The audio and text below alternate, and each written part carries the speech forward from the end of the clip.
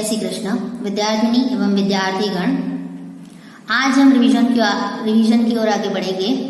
आपका हिंदी का प्रश्न पत्र 22 तारीख को है, इसलिए हम रिवीजन करेंगे, जिसमें रिवीजन में हमारी इकाई रहेगी 1, 2 और 3 बराबर, जिसमें पार्ट ए और पार्ट बी, पार्ट ए के बेस मार्क्स और पार्ट बी के बेस मार्क्स। प्रश्न पत्र रूपरेखा एक बार देख लेते हैं, यानी कि स्टाइल ऑफ पेपर, जिसमें पहला है, आपको पता ही है, निम्नलिखित प्रश्नों के उत्तर के लिए सही विकल्प चुनिए, बेस मार्क्स। और पार्ट बी के लिए पेपर स्टाइल है, प्रश्न 1 और निम्नलिखित रिक्त स्थानों की पूर्ति कीजिए के लिए 3 गुण। ब निम्नलिखित प्रश्नों के 1-2 वाक्य में उत्तर लिखिए जिसके लिए 3 गुण। निम्नलिखित प्रश्नों के 6-7 वाक्य में उत्तर लिखिए जिसके लिए 9 गुण। निम्नलिखित शब्दों का लिंग परिवर्तन कीजिए 2 मार्क्स। निम्नलिखित शब्दों का वचन परिवर्तन कीजिए 2 गुण। निम्नलिखित उपसर्गों के योग से 3 शब्द बनाइए 1 गुण। अब हम आगे बढ़ते हैं हमारी इकाई की ओर। हमारी पहली इकाई है, 3 इकाई आपको इस एग्जाम के लिए तैयार करनी है। पहले जो भी हमने प्रश्न पत्र है, जो भी चीजें हमने लिखी है उसे एक बार रिवाइज कर ले, ताकि आपको पता चल जाए कि कौन कौन सी चीजें इस इकाई में आती हैं। पहला जो हमारा काव्य वो है तेरी है जमी, प्रार्थना गीत है, जिसके शब्दार्थ है बख्शिश यानी भेंट उपहार, क्षमा करना, मालिक यानी स्वामी ईश्वर, रहमत यानी कृपा, आफत यानी मुश्किल संकट, मेहरबा यानी कृपालु दयालु, जिस्म यानी शरीर, जान यानी प्राण। प्रश्न, कवि ईश्वर से क्या बख्शने के लिए कहते हैं? अपने गुनाहों को बख्शने के लिए। पहला प्रश्न है, कवि ईश्वर से क्या बख्शने के लिए कहते हैं? तो इसका उत्तर है अपने गुनाहों को बख्शने के लिए। हम दुनिया में किसकी इच्छा से आए हैं? तो ईश्वर की। ईश्वर से हमें क्या क्या मिला है? शरीर और प्राण। कवि ईश्वर के सामने कैसे खड़े हैं? अपना सिर झुकाकर खड़े हैं। ईश्वर हर आफत को क्यों टाल सकता है? क्योंकि वह ताकतवर है, सर्वशक्तिमान है। शब्दकोश की ओर आगे बढ़ेंगे।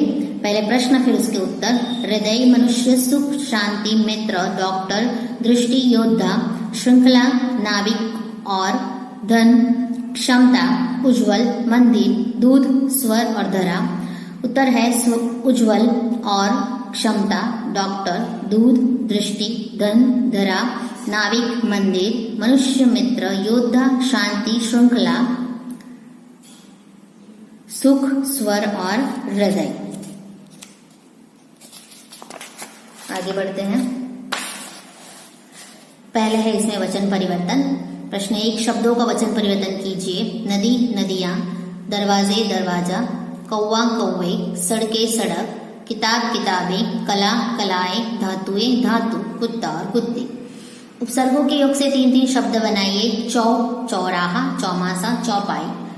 2, बिन, बिन बात, बिन ब्याहा, बिन कहे, पर, परदेश, परलोक, परदादा, अनपढ़, अनहोनी, अनमोल, अध यानी अधमरा, अधजला, अधखिला। इसके जो अर्थ है उन अर्थों को हम पाठ्य पुस्तक में एक बार देखेंगे, लेकिन ये जो शब्द बने हैं उन शब्दों को पहले एक बार खाली देख ले, फिर किताब में भी हम अर्थों के अनुसार आगे बढ़ेंगे। प्रश्न 2, निम्नलिखित शब्दों में प्रयुक्त प्रत्यय ढूंढिए। मनुष्यता बराबर मनुष्य प्लस ता, धनवान, धन प्लस वान, रसोईया, रसोई प्लस इया, टोकरी, टोकरा प्लस ई, इकहरा, इक प्लस हरा, धोखेबाज, धोखा प्लस बाज, बलवती, बलवत प्लस ई। आगे बढ़ते हैं। निम्नलिखित प्रश्नों के उत्तर 2-2 वाक्यों में लिखिए। पहला, आप भगवान से क्या प्रार्थना करते हैं? उत्तर, हम भगवान से यह प्रार्थना करते हैं कि वो लोगों पर अपनी कृपा दृष्टि बनाए रखें। लोग किस हालात में हैं, ये किस हालात में हैं, इसकी वे हमेशा खबर लेते रहें। आप ईश्वर से प्रार्थना किस समय करते हैं? क्यों? मैं सुबह उठता हूँ तब और रात को सोने के समय ईश्वर की प्रार्थना करता हूँ। यह समय ही मुझे प्रार्थना के लिए अनुकूल लगता है। भिन्न भिन्न धर्म के लोग प्रार्थना करने के लिए कहाँ कहाँ जाते हैं? प्रत्येक धर्म के लोग अपने अपने पूजा स्थानों में प्रार्थना करने के लिए जाते हैं। हिंदू मंदिर में, मुसलमान मस्जिद में, ईसाई चर्च में, सिख गुरुद्वारा में और पारसी गुरुद्वारे में प्रार्थना करने के लिए जाते हैं। आपके मत से सृष्टि में सर्वोपरि कौन है और क्यों? मेरे मत से सृष्टि में ईश्वर ही सर्वोपरि है, क्योंकि वह सर्वशक्तिमान है। वह जिसे बचाना चाहे उसे कोई मार नहीं सकता और वह जिसे मारना चाहे उसे कोई बचा नहीं सकता। कवि ईश्वर से क्या चाहते हैं? कवि चाहते हैं कि ईश्वर लोगों के अपराधों को क्षमा कर दे। वह हमेशा लोगों पर अपनी कृपा दृष्टि रखे। दुनिया के लोग किस हालात में हैं इसकी वह हमेशा खबर रखे और दुनिया पर आने वाली आफतों को दूर करे।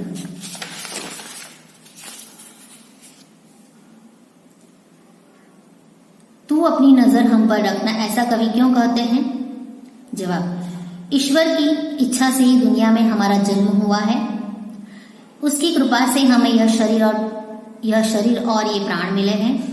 हमारा जीवन उसी के भरोसे है, क्योंकि वही हमारा रखवाला है। इसीलिए कवि ईश्वर से हम पर अपनी नजर रखने के लिए कहते हैं। इसलिए कवि ईश्वर से हम पर नजर रखने के लिए कहते हैं। दूसरा है, कवि किसे सबसे ताकत वाला मानते हैं? कवि किसे सबसे ताकत वाला मानते हैं, क्यों? कवि ईश्वर को सबसे ताकत वाला मानते हैं। ईश्वर सर्वशक्तिमान है, वह सब कुछ कर सकता है। वह जिसे चाहे उसे जीवन दे सकता है और जिसका चाहे उसका जीवन ले सकता है। वह हर हालात को दूर करने में समर्थ है। इसलिए कवि ईश्वर को सबसे अधिक ताकत वाला मानते हैं। 8, कवि खुदा से क्या कहना चाहते हैं? कवि खुदा से कहना चाहते हैं कि वह सर्वशक्तिमान और दयालु है। हम सभी लोग ईश्वर के सामने सिर झुकाकर खड़े हैं। वह सब पर अपनी कृपा दृष्टि बनाए रखे और लोगों पर आई हुई विपत्तियों को दूर कर सकता है। विपत्तियों को दूर करे या फिर दूर कर सकता है। आगे बढ़ते हैं इकाई नंबर 2 पर। इकाई नंबर 2 है ईदगाह, जिसके लेखक है प्रेमचंद। शब्दार्थ, ईदगाह, ईद की नमाज पढ़ने की जगह। सानी पानी यानी कि चारे की सामग्री जो पानी में सान कर पशुओं को खिलाई जाती है। कुबेर यानी धन का देवता। अनगिनत यानी बहुत अधिक, जिसे गिना न जा सके। निगोड़ यानी दुष्ट अनाथ।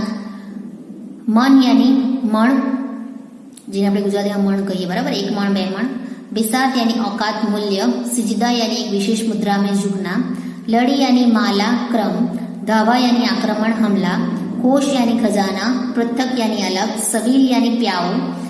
जब्त यानी धीरज धैर्य। रमजान यानी मुसलमानी वर्ष का 9वां महीना। बटुआ यानी पैसे रखने की छोटी थैली।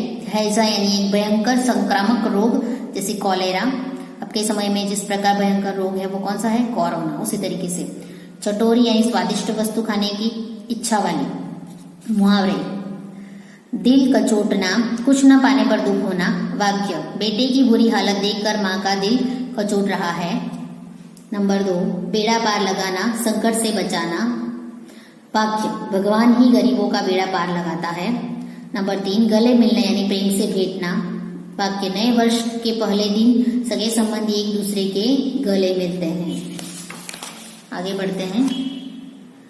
4, दिल बैठ जाना यानी कि हताश या निराश होना। वाक्य, साड़ी की कीमत सुनकर राधा का दिल बैठ गया। नंबर 5, बाल बांका न होना यानी जरा भी नुकसान न होना। वाक्य, डाकुओं ने गोलियां चलाई थी पर किसी का बाल बांका न हुआ। नंबर 6, सुरलोक सिधारना यानी मर जाना। वाक्य, महात्मा दयानंद जी कल शाम को सुरलोक सिधार गए। नंबर 7, छाती पीट लेना यानी दुख प्रकट करना। वाक्य, पिता गुस्से में आकर चला गया तो माँ ने छाती पीट ली। 8, बाल बांका न होना यानी जरा भी नुकसान न होना। वाक्य, डाकुओं ने गोलियां चलाई थी पर किसी का बाल बांका न हुआ। दिल चीरना यानी बहुत दुख पहुंचना। वाक्य, बेटे की बुरी करतूतों ने माँ का दिल चीर दिया। प्रश्न पहला, हामिद ने चिमटा ही क्यों खरीदा? उत्तर, लोहे की दुकान पर कई चिमटे रखे हुए थे जिन्हें देखकर हामिद को अपनी दादी के पास चिमटा न होने का ख्याल आया, इसलिए हामिद ने चिमटा ही खरीदा। दूसरा, चिमटा खरीदने के लिए हामिद कौन से कारण बताता है? जवाब, हामिद को चिमटा बड़े काम की चीज लगता है क्योंकि उससे रोटियां तवे पर से उतारकर चूल्हे में सेक सकते हैं। क्योंकि उससे रोटियां तवे पर से उतारकर चूल्हे में सेक सकते हैं। इसके अलावा कोई आग मांगने आए तो चिमटे द्वारा चूल्हे से आग निकालकर उसे दे सकते हैं। आगे बढ़ते हैं। बूढ़ी अम्मा का क्रोध स्नेह में क्यों बदल गया? उत्तर, हामिद के चिमटा लाने पर अम्मा को दुख हुआ। उसे हामिद की नासमझी पर क्रोध भी आया। हामिद ने दादी से कहा कि रोटियां पकाते समय तुम्हारी उंगलियां जल जाती थी, इसीलिए मैं चिमटा लाया हूँ। यह सुनकर बूढ़ी अम्मा का क्रोध स्नेह में बदल गया। हामिद के त्याग, सद्भाव और विवेक पर वह न्योछावर हो गई। नंबर 4, रोजे के दिन मुसलमान क्या करते हैं? उत्तर सूर्योदय से सूर्यास्त तक कुछ भी न खाने पीने को अर्थात उपवास को रोजा कहते हैं। रोजा मुसलमानों का एक मजहबी फर्ज है। नंबर 5, रमजान ईद के दिन मुसलमान लोग कहाँ जाते हैं? तो रमजान ईद के दिन मुसलमान नमाज पढ़ने के लिए ईदगाह जाते हैं। नंबर 6, दुकानों में कौन कौन से खिलौने मिल रहे हैं? उत्तर दुकानों में सिपाही, गुजरिया, राजा, वकील, भिश्ती, धोबी, नादी मिट्टी के खिलौने मिलते हैं। बस बच्चों, आज का हमारा टास्क यहीं तक। अगले टास्क में आगे बढ़ेंगे। अस्तु।